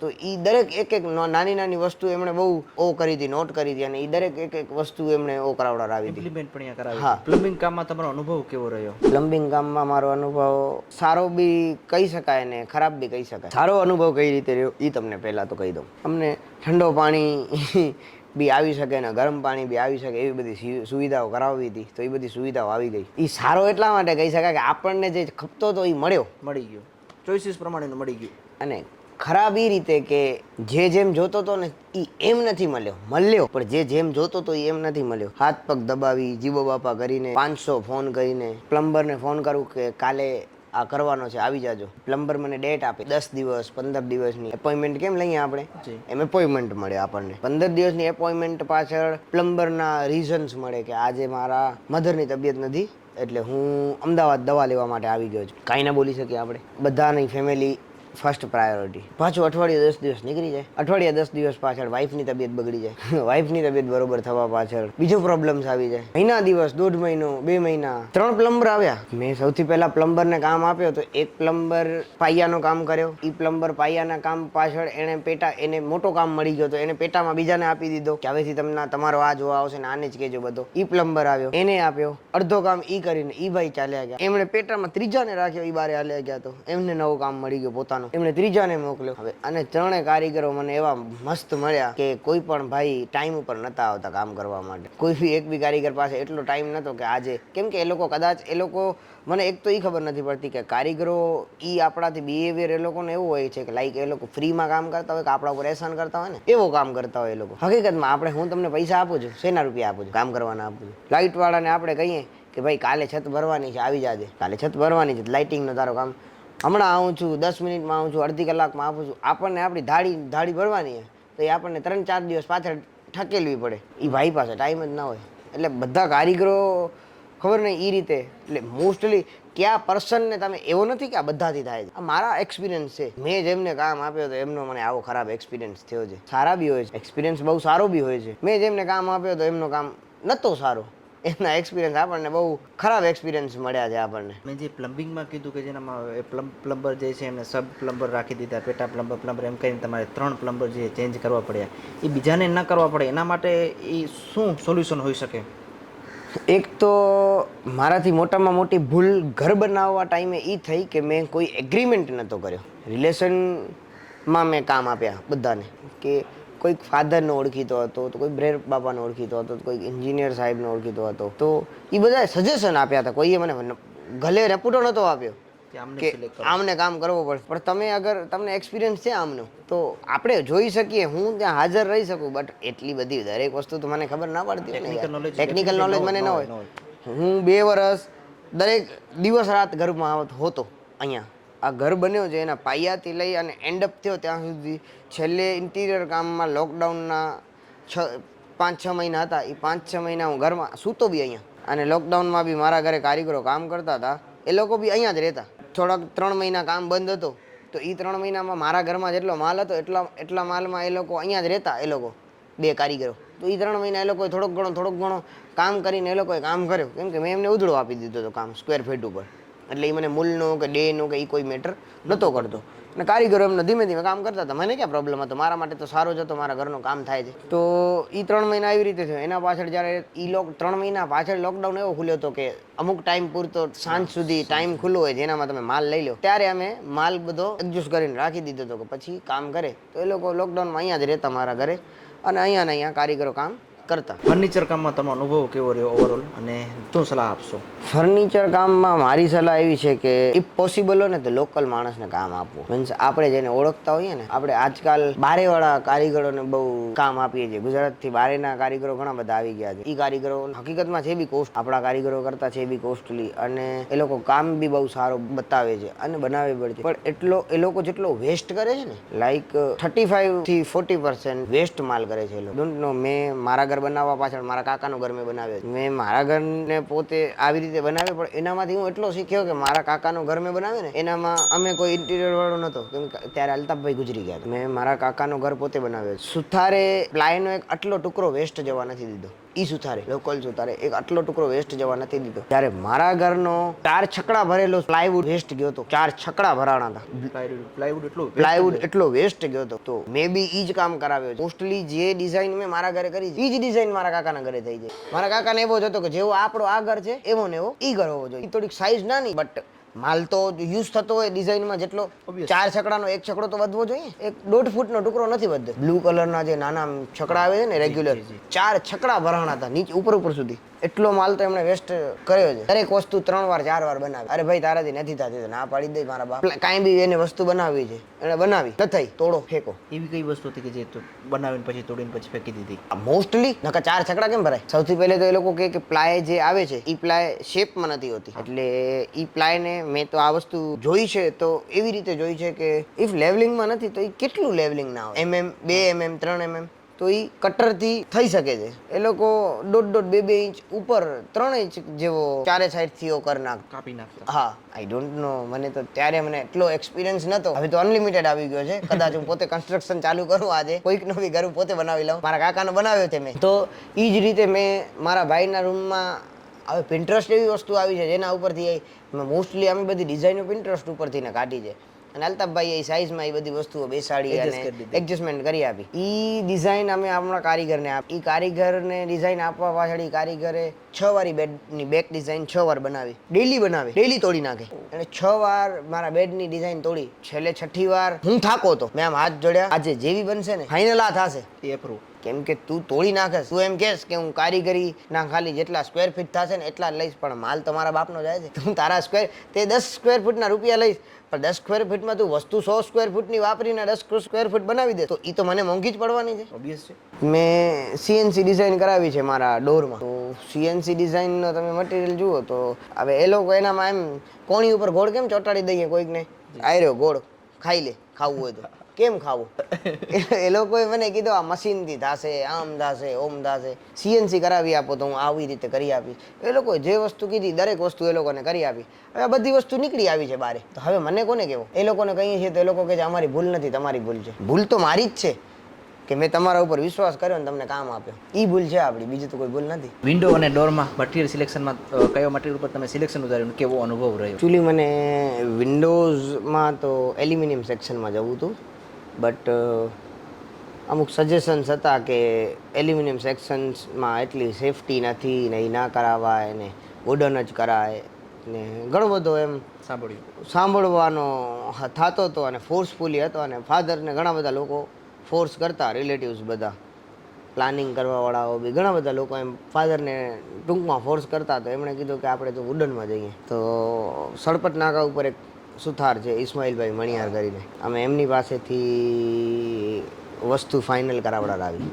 આપણી ભૂલ સૌથી પહેલે શું થઈ છે કે કોઈ પણ વ્યક્તિ પાસે કોઈ પણ વસ્તુ ફાઇનલ કરવાના ટાઈમે આપણે લખાણ નથી લીધો કોઈ પાસેથી, કોઈ પણ કારીગર પાસેથી આપણે લખાણ ડીલિંગ નથી કરી એમ. કેમ કે બધાથી એવા મારા ફાધરના કે અમારા જેમને અલ્તાફભાઈ છે કે બ્રેરભાઈ છે કે સંજયભાઈ છે એમના રિલેશન સારા, તો વિશ્વાસ ઉપર મેં કોઈ પાસેથી લખાણ ન કરાવે. એ કારીગરે મને બર્મા સાગવાનના 1800 રૂપિયા કા 1900 રૂપિયા કીધા હતા કા 2100 રૂપિયા કીધા હતા આઈ થિંક. તો એ હિસાબે એમણે કામ ચાલુ કર્યો. તો હવે બધું રેડી થવા પાછળ અમારા વુડનની વિન્ડોઝ કરાવડાવી છે. એક પણ વિન્ડોમાં ફિનિશિંગ નથી. પહેલાં તો એમણે મારા ઘરમાં આખામાં વિન્ડો લગાવી ગયા. એ વિન્ડો લગાડવા માટે એ લોકોએ અમારી પાસેથી અમને કીધું કે અમને સ્ટોપર લેવી છે, જે કડી આવે એ લેવી છે, આ મજાગરા લેવા છે, દરેક વસ્તુ લેવી છે. 3 વસ્તુ થાય, બે મજાગરા એક વિન્ડોમાં, 2 સ્ટોપર 4 અને 1 કડી, 5 વસ્તુ એક વિન્ડોમાં આવે. એવી મારા ઘરમાં 65 વિન્ડો છે. તો એ 65 વિન્ડો માટે મેં બધો લઈ દીધો. એમણે કીધું એ મેં લઈ દીધો. એવો નહોતો કે આ લ્યો ઓ લ્યો. કેમ કે મારા માટે મારું કદાચ આ મારા માટે મારો છેલ્લો ઘર છે ને મેં એ જ ગણિતથી બનાવ્યો છે કે આના પાછળ બીજો બનાવો, આનામાંથી 20 વર્ષની લોન આલવાની છે. એટલે આપણે એ ગણિત તો હોય કે કદાચ તો છેલ્લો જ છે, તો આપણે તો સારામાં સારી વસ્તુ જ કરવાની એવો કરીએ. તો એમણે જે કીધી મેં વસ્તુ, ટેકનિકલ વસ્તુમાં એમને ખબર પડે કઈ સારી ને કઈ ખરાબ, હું બતાવી શકું, ચૂઝ કરી શકું. તો એમણે કીધું એ વસ્તુ મેં લઈ દીધી. એના પાછળ એમણે કામ કર્યો, પણ બધી વિન્ડો ખરાબ, કોઈ બધી વિન્ડો વાગે. આમ આપણે કેમ કડી સ્ટોપર ના આપી હોય, કડી ના લગાવી હોય તો કેમ વિન્ડો ઠક ઠક ઠક ઠક ઠક ઠક ઠક થતી હોય, કોઈ મહેમાન આવે તો આમ પછાડે, તો બધી વિન્ડો પવનના કારણે વાગ થતી. એ કે આના લીધે શિયાળામાં વુડન વધી જાય, ઉનાળામાં વુડન ઘટી જાય, ચોમાસામાં વુડન આડો થઈ જાય. હવે મને તો એ કાંઈ ખબર ન પડતી હતી, સ્ટીલ નથી પડતી મને આનામાં. આ વસ્તુમાં ટેકનિકલ વસ્તુ છે, એનામાં આપણને એટલી ખબર ન પડે. હશે શિયાળામાં પણ ઈ જ રહેતો, ઉનાળામાં પણ ઈ જ લેતો, ચોમાસામાં થોડોક ફરક આવતો કે વિન્ડો ખુલી ના શકે ને એવું કાંઈક થાય. એવું 1-2 વાર થતો. એનો રીઝન મોસ્ટલી હતો કે એ વિન્ડો આખી ભીંજાઈ જતી. કેમ કે પાણી અનલિમિટેડ આવતો વિન્ડોઝમાંથી, મોસ્ટલી વિન્ડોઝમાંથી પાણી આવે છે છજા હોવા છતાં પણ. એ બધો મને બીજા કારીગર પાસેથી છેલ્લે કરાવવો પડ્યો. 3 વર્ષ મેં વેઇટ કર્યો. ઘર બની ગયો અને આજે 3 વર્ષ થઈ ગયા અમે રહેવા આવ્યા. પણ 3 વર્ષમાં નો સોલ્યુશન. ફાઇનલી મને એ વસ્તુને હાર માનવી પડી કે એમને રૂપિયા આપ્યા એ તો આપી દીધા, બીજા કોઈકને રૂપિયા આપીને કામ કરાવી લઈએ. એમની પાસેથી કામ કરાવવાનો કોઈ મતલબ નથી. કેમ કે અમે રહેવા આવી ગયા ફર્સ્ટ યર. જ્યારે અમે રહેવા આવ્યા આ ઘરમાં, રહેવા આવવા પાછળ ફર્સ્ટ યર અમારા ઘરમાં એક ચોમાસામાં વરસાદમાં પાણી આવ્યો. તો એમણે મને રીઝન આપ્યો કે આ રીઝન સર થાય છે. એ વિન્ડોને ખોલી અને અમે એને હવે આ પેટર્ન અંદરથી થોડો ઘસાઈ કરીને આમ ડાવી દોઢી જેવી કાંઈક કીધું કે એવું અમે કરશું, એનાથી નહીં આવે. હવે મારો તો બેકગ્રાઉન્ડ નથી ટેકનિકલ કાંઈ એવો નથી. અને એ સમયે અલ્તાફભાઈ ગુજરી ગયા હતા. એટલે મારા માટે કોઈ બીજો ઓપ્શન નહોતો કે હું બીજા કોઈને પૂછી શકું. અને કારીગર છે ત્યાર સુધી તો મારા માટે સારો જ હતો. ખરાબ ક્યારે થાય? ભૂલ થાય. તો ભૂલ થઈ તો મેં એને કીધો તો આપણે કોઈ બી વ્યક્તિ પાસે જઈએ કે આના લીધે થાય છે તો આપણે ફર્સ્ટ પ્રાયોરિટી એ જ હોય. પાછા આના લીધે થાય છે તો એ આમ કરી નાખ. ન થાય તો આપણે બીજો ઓપ્શન જોઈએ. તો ફર્સ્ટ યર મારા ઘરે આવી રીતે પાણી આવ્યું. એમને બોલાવ્યો, એમણે કીધું આમ કરવું પડશે તો થઈ જશે. બધી વિન્ડોઝ કાઢી ગયા. અમે ઘરમાં રહીએ છીએ એ સિચ્યુએશનમાં એ લોકો બધી વિન્ડો કાઢી ગયા. 1-1.5 મહિને એ લોકો વિન્ડો પાછી લગાડી ગયા. 1-1.5 મહિના વિન્ડો વગર ઘરમાં અમે રહેતા. તો 1-1.5 મહિને આવી અને એ લોકો લગાડી ગયા. ચોમાસો હાલે ગયો. હવે હરુભરું પાણીની નળી ખણીને તો નાખવાનો નથી, મતલબ નથી એમ ચેક કરવાનો. 1 વર્ષ ગયો.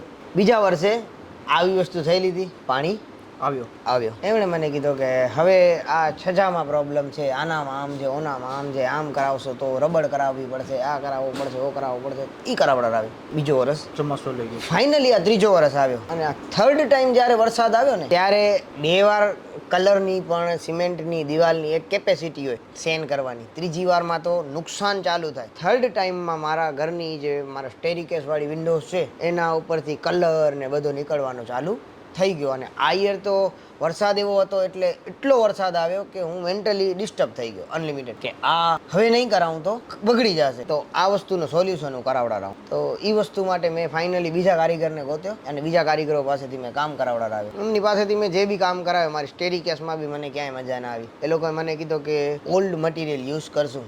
ઓલ્ડ મટીરિયલ યુઝ કરશું મીન્સ જૂનો લાકડો આવે ને, આડીઓ આવે 100 વર્ષ જૂની, 50 વર્ષ જૂની, પણ એને મશીનમાં નાખીને ઘસી નાખીને એવો કરી નાખીએ ને તો પછી એ થઈ જાય ન્યૂ થઈ જાય. યુઝ ઈ જ કરવાની હતી, પણ એનામાં પણ મોસ્ટલી એરેલાઇટ ચોટેલો જ છે. મીન્સ જે કીધું હતું એ નથી. સ્ટેરીકેસ તો તમે જોશો તો તમને આઈડિયા આવી જશે. સ્ટેરીકેસ તો કદાચ એ લોકો એનામાં તો કાંઈ કર્યો જ નથી. ઓલ્ડ કદાચ ક્યાંકથી ઓલ્ડ કાઢી આવે ને લગાડ નાખે એવો ને એવો દઈ દીધો મને. એના પર મેં પાલિશ ને કરાવવાની ઘણી કોશિશ કરી, બટ નોટ સેટિસ્ફાઈડ નથી.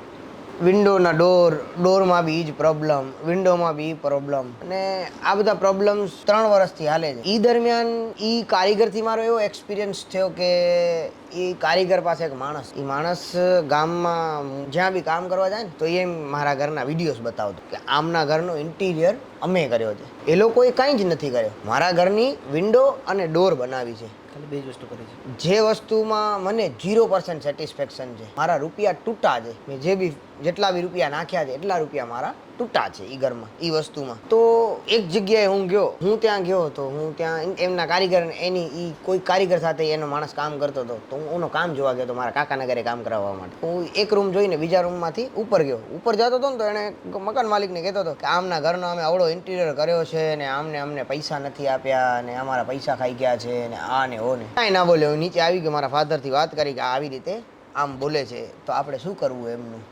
તો મારા ફાધર કહે કે હું એના સેટથી વાત કરી લઉં છું, આપણે શું ફિગર આઉટ કરી. હા, તો મારા ફાધર એમનાથી વાત કરી તો એમણે મને મોકલાવ્યો, શું કહેવાય કે ભાઈ અમને તમારો આ બિલ છે આપણો અને આટલા રૂપિયા અમારા નીકળે છે, મોકલાવી દે. એમણે મને બિલ મોકલાવ્યો. મેં તારા ઘરનો જે કામ કર્યો છે 6 લાખ થયા છે કે 5 લાખ થયા છે, તો એનામાં તે મને આટલા રૂપિયા આપ્યા છે, હવે આટલા રૂપિયા બાકી છે, તું મોકલાવી દેજે. 100% તમે મારા ઉપર માંગતા હો ને તો તમને રૂપિયા ચૂકવવા પડે. તમે બિલ મોકલ્યો બરાબર, પણ બિલ મોકલવા પહેલા સૌથી પહેલે તો પ્રાઇસ જે નક્કી કર્યા હતા એ પ્રાઇસ હોવા ખબર ને, કે 1800, 1900, 2100 જે રૂપિયા નક્કી કર્યા છે એ રૂપિયા. તો એમણે પ્રાઇસ ચેન્જ 2700 રૂપિયા આજની માર્કેટમાં, આજથી 2018માં તો આ બધો લઈ લીધો તો મેં. 2018માં મેં બધી વસ્તુ લઈ લીધી હતી. 19થી કામ ચાલુ થયું, 18થી જ કામ ચાલુ થઈ ગયું. 2018થી 19માં બધી વસ્તુ રેડી હતી. 19ના તમે વુડનના રેટ ચેક કરાવજો અને આજની વુડનની રેટ માર્કેટ જોજો. આજે તો જેમ તમે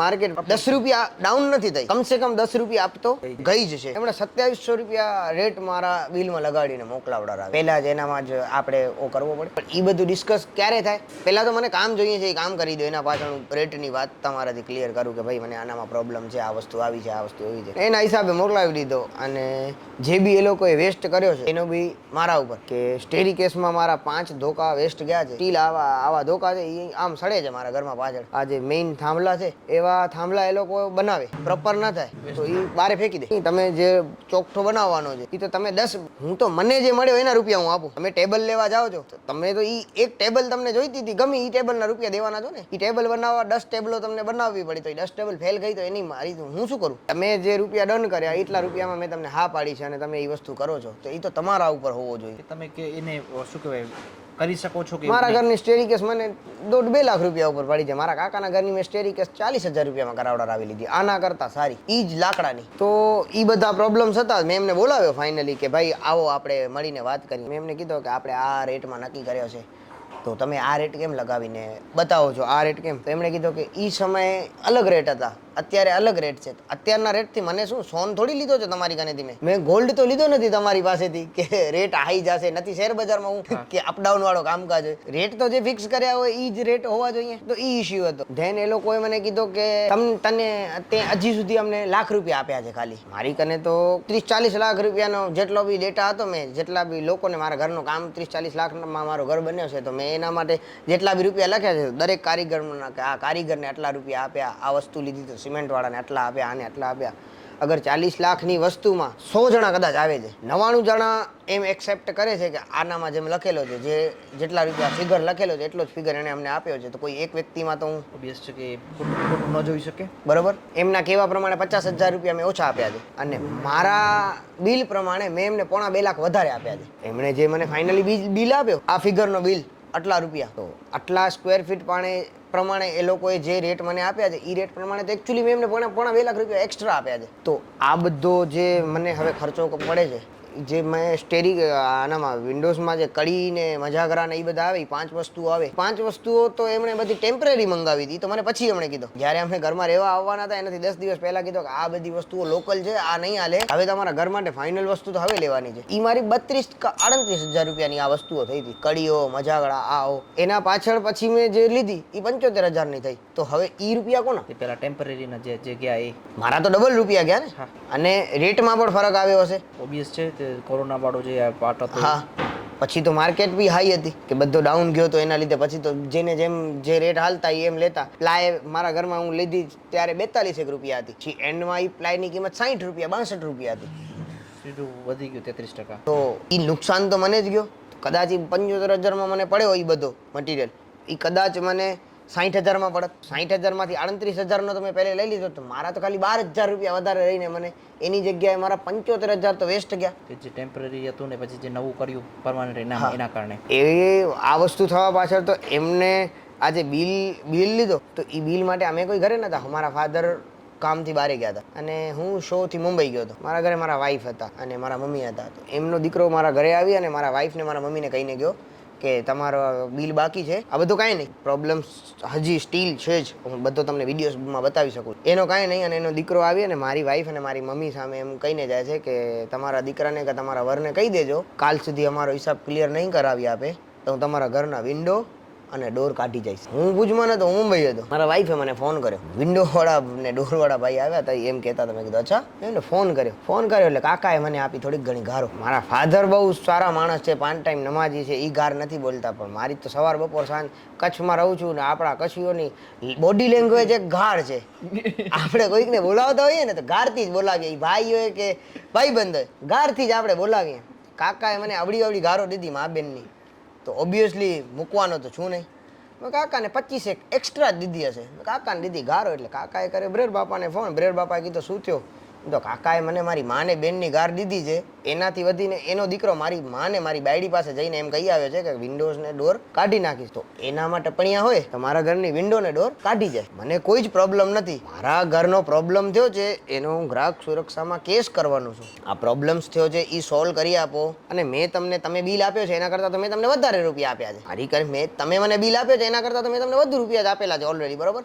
હવે તમે એમ કહો છો કે એ બિલ આના કરતાં પણ વધારે છે, તો એવો તમે શું કર્યો છે? આજે 3 વર્ષ થયા, 3 વર્ષથી પ્રોબ્લેમ સોલ્વ કોણ નથી કરતો? તમે નથી કરતા. આ નુકસાન થાય છે, આ કલર નીકળી ગયો, કોણ ભોગવશે? એ આવશે ભોગવવા, મને જ ભોગવવાના છે. આજે મેં ફાઇનલી વિડીયો બનાવીને મને ઇન્સ્ટાગ્રામમાં નાખવો પડ્યો, ત્યારે એ લોકોને શરમ આવી. એ જ દિવસે એ લોકોને ખબર પડી ગઈ કે અમારો ખરાબ લાગે છે. મેં દરેક વ્યક્તિઓનો નામ લીધો, કોન્ટ્રાક્ટરનો, લાઇટ વાળાનો, જેનાથી મને પ્રોબ્લેમ હતો, જેને જે કર્યો છે, દરેક વ્યક્તિઓ બીજા દિવસે મારા ઘરે પહોંચી આવ્યા કે ઓ ભાઈ આમ છે ઓમ છે, 3 દિવસમાં તમારો કામ પૂરો કરી દેશું ને આમ કરી નાખશું ને. સ્ટીલ આજે 3-4 મહિના થઈ ગયા ઇન્સ્ટાગ્રામમાં વિડીયો નાખવા પાછળ, પણ આજે 3 થી 4 મહિના થઈ ગયા. હજી સુધી બીજા દિવસે એ લોકો આવ્યા હતા, પાછો કામ કરવા નથી આવ્યા. મને બીજા પાસેથી કામ કરાવવો પડે, તો એ કોની જવાબદારી છે? અમારા ખર્ચે કરી દેશું. તમારા ખર્ચે જ કરી દેવો પડે, એહસાન નથી કરતા મારા ઉપર કે અમારા ખર્ચે કરાવી દઈએ. મેં તમને રૂપિયા આપ્યા છે. આ ગોકુલસિંહ પાસેથી ટાઇલ્સ વાળો ગોકુલસિંહ કરીને એક યુપીનો ભાઈ, એમની પાસેથી મેં આ ટાઇલ્સ નો કામ કરાવ્યો. 16-17 રૂપિયા ટાઇલ્સ ફિટિંગ ના હાલતા, 36 રૂપિયાના હિસાબે ટાઇલ્સ ના રેટ કીધા. મારી એક પર ટાઇલ્સ લેવલમાં નથી. એણે રૂપિયા કીધા, રૂપિયા મેં એને આપેલા. એક ટાઇલ્સની કટિંગ પ્રોપર નથી, એક ટાઇલ્સ પ્રોપર લાગેલી નથી. અને મેં વેટ ઝોનમાંથી ટાઇલ્સ લગાડવા માટે કેમિકલ કીધો કે કેમિકલ જોઈશે. મેં વેટ ઝોનમાંથી કેમિકલ મંગાવીને આપ્યો. એ લોકો કેમિકલ માંગે તો મેં કેમિકલ લઈને આપ્યું. આ સિમેન્ટથી નહીં લાગે, કેમિકલથી લાગશે. પણ એ કારીગર એટલો હોશિયાર હતો કે એણે એમ કીધો કે એ ખાલી કેમિકલથી નહીં લાગે, સિમેન્ટ મિક્સ કરીને. મને વિશ્વાસ ના આવ્યો એટલે મેં અલ્તાફભાઈને બોલાવ્યો. અલ્તાફભાઈ આવ્યા. અલ્તાફભાઈને એમ કીધું કે નહીં અલ્તાફભાઈ એસે નહીં લગતા, એ એસે ही लगता है. તો અલ્તાફભાઈએ ને પણ વિશ્વાસ ના આવ્યો એટલે અલ્તાફભાઈએ વેટ ઝોનમાં ફોન કરીને વેટ ઝોન વાળાને મારા ઘરે બોલાવ્યો, સાઇટ ઉપર ડાયરેક્ટ અહીંયા બોલાવ્યો. બંને જણાએ અહીંયા આવીને મીટિંગ કરાવી. 3 જણા મેં હાજર, 4 જણા, હું અલ્તાફભાઈ ટાઇલ્સ વાળો અને વેટ ઝોન વાળો, જે વેટ ઝોનનો સેલ્સમેન જેની પાસેથી આપણે પ્રોડક્ટ લેતા એ છોકરો આવ્યો હતો. 4 જણા હતા. એણે એમ કીધું કે આ ખાલી કેમિકલ લાગશે, સિમેન્ટ મિક્સ ના કરો. સિમેન્ટ મિક્સ કરશો તો ટાઇલ્સો નીકળી જશે. હવે તમે કારીગર છો પણ તમને કંપની જેનો પ્રોડક્ટ છે એ તમને કહે છે કે આમ નહીં આમ કરજો નકર નીકળી જશે, તો તમને શું કરવું જોઈએ? કે મારી જવાબદારી કાંઈ નહીં થાય, આમ નહીં થાય, ઓમ નહીં થાય. એક પણ ટાઇલ્સ લેવલમાં નથી. કન્સ્ટ્રક્શનનો એ ભૂલ ન કહી શકું, કેમ કે ટાઇલ્સમાં કોન્ટ્રાક્ટર ખાલી ફ્લોર કોન્ક્રીટ વાળો ફ્લોર કરી દે, એના પાછળ 4 ઇંચ 5 ઇંચની સિમેન્ટની રેતીનો કરે ટાઇલ્સ વાળો, એ બધો એ પોતે કરાવડાર આવે, એ પોતે લેવલિંગ કરે. મારી એક પણ ટાઇલ્સ તમે આમ જોજો લેવલઅપમાં નથી. આઉટસાઇડમાં હવે એ ભાઈ અત્યારે આવ્યા હતા તો એમ કહેતા હતા કે આનામાં બ્લેક કેમિકલ ન ચાલે, એનો અલગ કેમિકલ આવતો હતો વ્હાઇટ, એ લગાડવાનો હતો, પણ મેં એ ન લગાવ્યો. શું કામ? એ કોસ્ટલી હતો. તો એ તે અમને કીધો હતો કે સોયમભાઈ અગર તમે ઓ આવે, આ નહીં ઓ આવે, પણ ઓ લગાવશો ને તો 10-20 હજાર વધી જશે. તો તમે એક તો તમને કોસ્ટલી લાગો તો તમને મને પૂછવું પડે, અને હું તમને એમ કહું કે યાર 20,000 મને નથી વાપરવા, તો તમે કરી શકો છો. તમે તમારી રીતે ડિસિઝન લેવાનો હક નથી. મારા ઘરની એક ગેલેરીની બધી ટાઇલ્સો પડી ગઈ પહેલી વાર, બધી ટાઇલ્સો મેં પહેલી વાર કરાવડાર આવીને આજે બીજો કેમિકલ મંગાવીને, બીજી વાર પાછી પડી ઈ નહીં ગેલેરીની ટાઇલ્સો. બીજી વાર મેં હાથ પગ જોડી જીબો બાપા કરાવડાર આવીને કરાવડાર આવી. હવે ટાઇલ્સો તૂટે છે, એ કેમિકલ ડબલ યુઝ થાય છે, એ કોનો જાય છે? મારો જાય છે. અમારા ઘરની આઉટસાઇડમાં એ બધો સોલ્યુશન પછી તો જેમ તેમ કરીને હવે આઉટસાઇડમાં ફ્રન્ટમાં મારા ઘરનો ફ્રન્ટમાં જ ખાલી ટાઇલ્સો અને બીજા રૂમની ગેલેરીમાં ટાઇલ્સો યુઝ કરી છે. હવે બધી ટાઇલ્સો ખરાબ થઈ ગઈ. હવે આ ટાઇલ્સો મારી 50-60 હજારની થઈ છે. હવે આ ટાઇલ્સોની જવાબદારી કોની? અને એ માણસ આવીને બહુ એમ આવે, આમ ઇન્સર્ટ ને આપણે એમ લાગે કોઈક બેંક વાળો માણસ આવે છે, ક્રિયા કામ વાળો માણસ જ ન લાગે, કોઈક બેંક વાળો. અને હું જ સાચો છું. મેં એસે બોલા થા, ઇન્હોને એસા નહીં કિયા. હું બોલું કેમ? પાછો પોતે કબૂલ કરે છે કે આણે કોઈ વસ્તુની ના નથી પાડી, તો તે શું કામ એ વસ્તુ યુઝ કરી? હવે આ બધો મને આ રિઝલ્ટ મળ્યો છે, એ રિઝલ્ટની જવાબદારી કોની? મારાથી ભૂલ એટલી થઈ ગઈ કે આ કુદરતી વસ્તુ છે, કોઈ ઇન્સાનના હાથમાં નથી કે મારામાં મેં કોઈ એવો કારીગર એક પર્સન એવો ઉપર નતો રાખ્યો. કોન્ટ્રાક્ટર આપ્યો તો એ કોન્ટ્રાક્ટરથી હું છેલ્લે જીબો બાપા કરી હાથ જોડીને મેં કન્સ્ટ્રક્શન વાળા પાસેથી ફૂલ કામ ન કરાવડાવ્યા. 90% કામ કરી એનો હિસાબ કરીને એને મેં જીબો બાપા કરીને રવાનો કર્યો કે ભાઈ તારા કામ નથી, હવે જે થોડોક ઘણો છે એ હું કરાવી લઈશ. હું એટલો હેરાન થયો હતો કોન્ટ્રાક્ટરમાંથી, એ મારા જે કોન્ટ્રાક્ટર પાસેથી મેં કામ કર્યો એનામાંથી એટલો હેરાન થયો હતો કે ફાઇનલી મને હાથ પગ જોડી એને ઘરવાથી કાઢવો પડ્યો કે તું જા ભાઈ. મારો ફ્રેન્ડ અજર કરીને છે, 10% કામ મારા ઘરનો એને કમ્પ્લીટ કરી દીધો. મને દરેક વસ્તુમાં મને આવી વસ્તુ થઈ. હવે કોની જવાબદારી? સૌથી પહેલા તો તમે કોન્ટ્રાક્ટરને કોને કામ આપો છો? કોન્ટ્રાક્ટર, લાઇટમેન, દરેક વ્યક્તિ એક પર્ટિક્યુલર વ્યક્તિને તમે કામ આપો છો ને તો એનો બેકગ્રાઉન્ડ ચેક કરવો ખાસ જરૂરી છે. એમ ટૂંકમાં કે તમે જેને પણ કામ આપો છો એનો બેકગ્રાઉન્ડ જોવો જરૂરી છે. જે તમારી આખી જર્ની રહી એનામાં ઇન્ટરનેટનો ફાળો કેટલો હતો? અને જે તમે અગાઉ ઓલરેડી કહી ચૂક્યા છો કે પિન્ટરેસ્ટનો ફાળો બહુ મોટો હતો, તો પછી એ જે વસ્તુ હતી માર્કેટમાં જ્યારે તમે લોકલ માર્કેટમાં જતા હતા ત્યારે મેળવવામાં કોઈ ચેલેન્જીસ આવ્યા, લાઈક એ વસ્તુ ન મળે કે એવું કોઈ થયું? એકચ્યુઅલી ઇન્ટરનેટનો ભાગ જોવા જાઉં ને તો મારા ઘરમાં ઘર બનાવવા પાછળ મોસ્ટલી ભાગ ઇન્ટરનેટનો જ છે. જી. કેમ કે મેં મોસ્ટલી દરેક વસ્તુ ભલે ડિઝાઇન અલ્તાફભાઈએ કરી પણ રેફરન્સ તરીકે હું કંઈક આપતો કે મને આ ટાઈપનો કરવો છે. એવો ને એવો કોઈ વસ્તુ નથી કરી કે મને માર્કેટમાં એ વસ્તુ લેવા જાઉં ને ન મળી. કેમ કે એક તો અલ્તાફભાઈ એને એ વસ્તુ યુઝ નથી કરી અને એને એ વસ્તુ મળે બી નહીં. કેમ કે આપણે જોઈએ એ ક્યાંક એબ્રોડનો ક્યાંક ને ક્યાંકનો વિડીયો હોય, ક્યાંક ને ક્યાંકનો ફોટો, એવો ને એવો સનમાઇકા મળવો કે બીજો કાંઈ મળવો પોસિબલ નથી. એટલે એ એનામાં આપણી પાસે જે મટીરિયલ મળતો એ મટીરિયલ ઉપર અમે ડિઝાઇન કરી કે અહીંયા પ્લાય યુઝ કરવી છે તો આ ટાઈપની કેવી પ્લાય સારી લાગશે, એ પ્લાય લાઈવમાં જોઈ આવી, એના પાછળ ડિઝાઇનમાં એને બેસાડે 3Dમાં અને મને બતાવી દે. એ રીતે યુઝ કરતા અમે. તમે આને આ ઘર જો અત્યારે બનાવો, જે તમે 2-3 વર્ષ પહેલાં બનાવ્યું છે, તો એવા કયા પોઈન્ટ છે કે જે તમે ઈચ્છો છો કે આ હું કાઢી નાખું, અને એવું કયા સજેશન તમને મળ્યા કે તમને એવું લાગ્યું કે આ વસ્તુ ખરેખર મારે એડ કરવું જો અત્યારે હું બનાવું તો? અગર હું અત્યારે આવો ને આવો ઘર બનાવું છું તો સૌથી પહેલાં હું વુડનની વિન્ડો, વુડનનો મેઇન ડોર એ આપણે વુડનનો કરવો પડે. એના સિવાય હું વુડનની વિન્ડો ક્યાંય યુઝ ના કરું. બરોબર. અને જેટલું બની શકે એટલો હું વુડન યુઝ ના કરું. વુડન સિવાય જેટલું બી વસ્તુ થાય એટલી વસ્તુ યુઝ કરવાની. સિમેન્ટ સીટ આવે છે, હવે તો પીવીસી વસ્તુઓ આવી ગઈ છે, CNG આવી ગયો છે, ઘણી બધી વસ્તુઓ આવી ગઈ છે. એ બધી વસ્તુઓ યુઝ કરાવડા રહું. વુડન જેટલો ઓછો બને એટલો ઓછો યુઝ કરાવડા રહું. બીજા કયા પોઈન્ટ છે જે એડ કરો? કેમ કે તમે પાછળથી પણ ઘણા બધા સજેશન મળ્યા છે કે આ અત્યારે લેટેસ્ટ છે કે પછી આ વસ્તુ ખરેખર ઘરમાં જરૂરિયાત છે એમ? એવું મોસ્ટલી તો કાંઈ નથી. કેમ કે જુઓ મેં અત્યારે મેં જે બનાવ્યો છે એ પ્રમાણે દરેક વસ્તુ મેં યુઝ કરી છે. મોડર્ન જેટલી બી વસ્તુ મેં ઇલેક્ટ્રિક લાઇટના બોર્ડ, સ્વિચ બોર્ડ્સ ને આવે છે એ બધા યુઝ કર્યા છે. ફેન, લાઇટિંગ, બધી જગ્યાએ કાંઈક ને કાંઈક મોડર્ન જેટલું બી છે એટલું બધું મેં યુઝ કર્યું છે. એટલે એ અલગ રીતે યુઝ કરી શકીએ. બાકી બીજું કોઈ add કરવાનું જોઈએ. એડ કરવામાં ખાલી એક વસ્તુ છે કે આજે વિન્ડોઝ મેં કરાવડા આવી છે wooden છે એની ઈ હું એ ન કરું, અને હું ઈ સજેશન બધાને આપવા માંગીશ કે કોઈ બી વુડન વિન્ડો ના કરાવે. સિઝનલ ચેન્જીસ જે હા, છે અને લોકો એમ કહે છે, ઘણા બધા એન્જિનિયરો, ઘણા બધા લોકો એવો સજેશન આપે છે કે એલ્યુમિનિયમ સેક્શન મજબૂત નથી, તો એ કોઈ બી તમને સજેશન ફ્રીમાં પણ આપે ને તો એ ખોટો સજેશન છે. એલ્યુમિનિયમ સેક્શન જેવી સેફટી ક્યાંય નથી, વુડનમાં નથી. બરોબર, કેમ કે પ્રિફર કરવું જોઈએ. હા, તો વુડન કરતા અને સસ્તો ઘણો પડે છે ભાઈ. કોસ્ટ કટિંગ પર થાય. હાફ બજેટમાં થઈ જાય છે આ વિન્ડો. વુડન વિન્ડો કરતાં હાફ બજેટમાં થઈ જાય છે. તમારી જે જર્ની રહી આખી લાંબી જર્ની રહી, તમને જે પ્રોબ્લેમ્સ ફેસ કરવી પડી એ, અને એક પ્રોબ્લેમ તો ફેસ કરવી પણ સામે જે તમે ઈચ્છતા હતા એવું તમને at the end of the day તમે પૂરો પ્રયત્ન કર્યો કે 80-90% એવું ને એવું થાય એમ. જી. તો તમારી જર્નીમાંથી અમે એવું ઈચ્છું કે જે અમારી ઓડિયન્સ છે એને કંઈક શીખ મળે, તો તમે આખી જે જર્ની છે એના ઉપરથી શું સલાહ આપશો કે નવા જે ઘર બનાવી રહ્યા છે એમને ખાસ કયા પોઈન્ટ્સ વધુ ભાર આપવું જોઈએ? એક તો એ કહેવા માંગીશ કે એક તો તમારો એન્જિનિયર સારો હોવો જોઈએ. ફર્સ્ટ તમારો એન્જિનિયર સારો હોવો જોઈએ, જે તમારો પ્લાનિંગ ભૂકંપ સ્ટ્રક્ચર પ્રમાણે આપણો આ એરિયા ભૂકંપગ્રસ્ત એરિયા છે. જી, ડેફિનેટલી. એટલે આજ નહીં તો કાલ ક્યારેય બી આવી શકે છે. ના આવે ઈ તો માલિકની મહેરબાની, સારામાં સારો. પણ આપણે મેન્ટલી એ વસ્તુની પ્રિપરેશનથી તો એ સ્ટ્રક્ચરવાળો પ્લાન કરાવવો જોઈએ. હવાનો બહુ ધ્યાનમાં રાખી અને આપણે વિન્ડોઝને એ મોસ્ટલી વધારે યુઝ કરાવ. આજકાલ માણસો વિન્ડો યુઝ નથી કરાવતા એસીના ઓનામાં, એસીના ચક્કર માટે. પણ વિન્ડો હોવી બહુ જ જરૂરી છે ઘરમાં. કેમ કે રિયલ જે નેચરનો જે તમને મળતો રહે ને બહારની હવા, વાઇબ જે છે એ સખત જરૂરી છે આપણા શરીર માટે પણ. તો એ એક પોઈન્ટ, એના કારણે ઘરમાં મૂંઝાવણ ન થાય, એ બધું જરૂરી છે. મજા આવે. અને કન્સ્ટ્રક્શન વાળો સારો આર્ટિસ્ટ હોવો જોઈએ, કલાકાર હતો, કારીગર તમારો જે કહીએ એ આપણે કન્સ્ટ્રક્શન વાળો કારીગર સારો હોવો જોઈએ.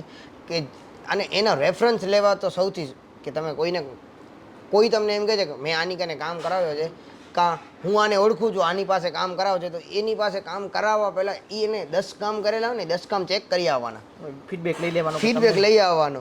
કેમ કે એ પછી હોતો નથી. જે કોઈ કહે છે ને, આપણે જોવા નથી જતા. એણે કીધો કે હા આને આ સારો કરે છે તો આપણે કરાવી નાખ્યો, પણ એ કોકે કીધો છે, એ 10 કામ કરે છે ને, એ 10 કામવાળાને જઈને પૂછી આવવાનો આપણને. કેમ કે કોઈની એડવર્ટાઇઝમેન્ટ કરવાનો કોઈ નથી, આ સોર્સ નથી. તો જે સારા નામવાળા કારીગરો છે ને, એમના કામ જોઈને એમને કામ દેવાય. 50 રૂપિયા મોંઘા પડે ને, એ આપણને પોસાય. કેમ કે વન ટાઈમ ઇન્વેસ્ટમેન્ટ છે. એ વન ટાઈમ ઇન્વેસ્ટમેન્ટ છે, અને એટ ધી એન્ડ ઈ તો જે રૂપિયા એણે જે કીધા છે ને એ એટલા જ થશે. આ લોકો કે છે એના કરતાં 2-3 ગણો ખર્ચો વધી જાય છે સુધારવામાં, આ કરવામાં, ઓ કરવામાં. એટલે એટ ધી એન્ડ આપણને આ લોકો મોંઘા પડે છે. 50 બચાવવાના કારણે 50 મોંઘા પડે છે. બરોબર. એટલે એ તમે ખાસ સલાહ આપશો. પછી કાંઈ નથી થતું આપણાથી ભાઈ. કેમ કે લખાણ ન હોય. એક તો આપણી પાસે લખાણ કરેલો હોય કે ભાઈ આ આટલા ટાઈમમાં આમ કરી દેશે, આવો કરી દેશે. હવે ભુજમાં ભાઈ કોઈ આપણા અહીંયા તો પર્ટિક્યુલરલી મને નથી લાગતો કે બધા જણા લખાણ કરાવતા હશે, સ્ટેમ્પ કરતા હશે, સહી કાચા કાગળ ઉપર લખી દીધો તો એ વેલિડ ક્યાંય નથી. માણસો શું કરે છે, નોટ પેનના એક બોલ પેનથી એક પાનામાં લખી નાખે ને, એ પાનામાં પોતે 2 જણા સહી કરી નાખે, થઈ ગયો. પણ એનો કોઈ મતલબ નથી, કોઈ વેલિડ નથી, ઇલીગલ નથી. એટલે એ કરવો પણ કોઈ મતલબ નથી. કાંઈ પ્રોબ્લેમ થયો તમે કોર્ટમાં જવો હોય તો એનો કોઈ નથી, તો એ લીગલી કરાવવો. એ 1000-2000 ગવર્મેન્ટને આપવા પોસાય પાછળથી લડાઈ લડવા માટે. અને આજે એ સેફટીથી જ કરાય. સોયમભાઈ, અમારું માધ્યમ ફોર માય હોમ આપની પાસે આવ્યું ને આપની જે ઘર બનાવવાની યાત્રા હતી એ તમે ડોક્યુમેન્ટ કરાવી, તો એ અનુભવ કેવો રહ્યો? બહુ સારો અનુભવ રહ્યો. કોક સામેથી આવી અને પૂછ્યો, એ બહુ થોડો ગમ્યો અમને. કેમ કે મેં થોડાક ટાઈમ પહેલાં ઇન્સ્ટાગ્રામમાં આ બધા પ્રોબ્લેમ્સ વિશે એક વિડીયો બનાવીને નાખ્યો હતો, જેના ઉપરથી ઘણા બધા લોકોએ બહુ જ હસી મજાક ઉડાવ્યો. આજની તારીખમાં ઘણા લોકો મને મેસેજ કરે છે ઇન્સ્ટાગ્રામમાં, વોટ્સઅપમાં, અને પર્સનલી એવું કહે છે કે વિડીયો જોઈને બહુ મજા આવી, ગમ્યો. આપણે પૂછીએ કેમ, એ કહે ના, એ કે જેટલી ખુશીથી તમે ઘર બનાવ્યો હતો ને એટલી જ ખુશીથી તમારું ઘર જે તમારાથી જે થયો ને એ જોઈને મજા આવી. મને નથી ખબર કેમ શું મજા આવે છે લોકોને, પણ આ તો મારો ઘર નહીં, કોઈનો બી ઘર જ હોય, પણ લોકો એ વિડીયો જોઈને તને શરમ નથી આવતી તારા ઘર ઉપર લોકો હશે છે? કેમ પહોંચવું? માધ્યમ છે અને ઓબ્વિયસ છે કે જ્યાં તમે લોકો આજે પોઝિટિવ સાથે નેગેટિવ વસ્તુ બહુ ખાસ જોઈએ છે. એ વસ્તુ લોકો કોમેડીની તરીકે, પણ તમે આ વસ્તુ બહુ સારી રીતે સમજવા આવ્યા અને તમે લોકો સુધી આ વસ્તુ ઘણી બધી જગ્યાએ તમે જાઓ છો ને આ વસ્તુ પહોંચાડવા માંગો છો, તો એ એક તમે તમારો જે આ ચાલુ કર્યો છે માધ્યમ તમારું, તો એ બહુ સારું માધ્યમ છે કે મારા જેવા ઘણા બધા લોકો છે. મેં તો હજી મારા ઘરે પ્રોબ્લેમ આવ્યો ને મારાથી તો સહેન ન થયો, એટલે મેં તો કેમ કે મારાથી હજી સહેન ન થાત અને હું હજી સુધી પબ્લિક ન કરત. ઇફ ઓ કારીગર મારા ઘરે આવીને કાંઈ કારિયારો ન કરી જાત ને તો હું હજી બી કાંઈ ન કરત. મેં તો એના ઉપર કેસ બી કરી નાખ્યો છે એ કારીગર ઉપર. તો હું હજી સુધી આ વસ્તુ પબ્લિક બી ના કરત, હું બી સહેન કરત. એવા ઘણા બધા લોકો છે જે લોકોએ કામ કરાવ્યો છે, એમના ઘરમાં પાણી આવે છે, ટાઇલ્સો નીકળી જાય છે, પણ બધા બિચારા થોડાક ઘણા નામવાળા નામચીન લોકો, આપણા પાસે નામચીન લોકો બહુ છે, થોડાક ઘણા નથી. એક રીતે જોવા જઈએ તો બધાને એ શરમ આવે કે હું કહીશ તો લોકો મારા ઉપર હસશે કે જો કેટલો ઓનાથી બનાવ્યો હતો ને હવે જો રોય છે. એ હસવાવાળા લોકો બહુ છે આપણી પાસે. એટલે એવા ઘણા બધા લોકો છે જે લોકો વિડીયોમાં કોઈ ઇન્ટરવ્યૂ નથી આપતો કે ક્યાં કહેતા નથી, બધા અંદર અંદર સહેન કરે છે. એવા 70% લોકો છે કે જે લોકોને આ પ્રોબ્લેમ્સ ઇસ્યુ થયા છે પણ કોઈ નથી કહેતો. છતાં પણ તમે જે તમારી રજૂઆત કરી અને તમારા માધ્યમથી મને આ વસ્તુ પબ્લિકલી કહેવા મળી અને એનાથી કોઈ બે લોકોને તો એ શીખ મળશે અને કોઈ બે લોકો તો કમસે કમ આ વસ્તુ ધ્યાનમાં રહીને કરશે તો એ બે લોકોના 2-5 રૂપિયા બચશે તો એની દુઆ જ મળવાની છે. No doubt. અને જે તમે રજૂઆત કરી એ મારો ઉદ્દેશ્ય પણ એ જ છે કે જે તમને જે પ્રોબ્લેમ અનફોર્ચ્યુનેટલી જે તમારે ફેસ કરવી પડી એ અન્યને ન થાય. અને ખરેખર જે તમે તમારો જીનિયન અમારી સાથે રજૂઆત કરી, જે તમે તમારો અનુભવ શેર કર્યો, એ ડેફિનેટલી અમારી ઓડિયન્સને હેલ્પફુલ થશે. તમારો સમય આપવા બદલ ધન્યવાદ. Thank you Shyambhai.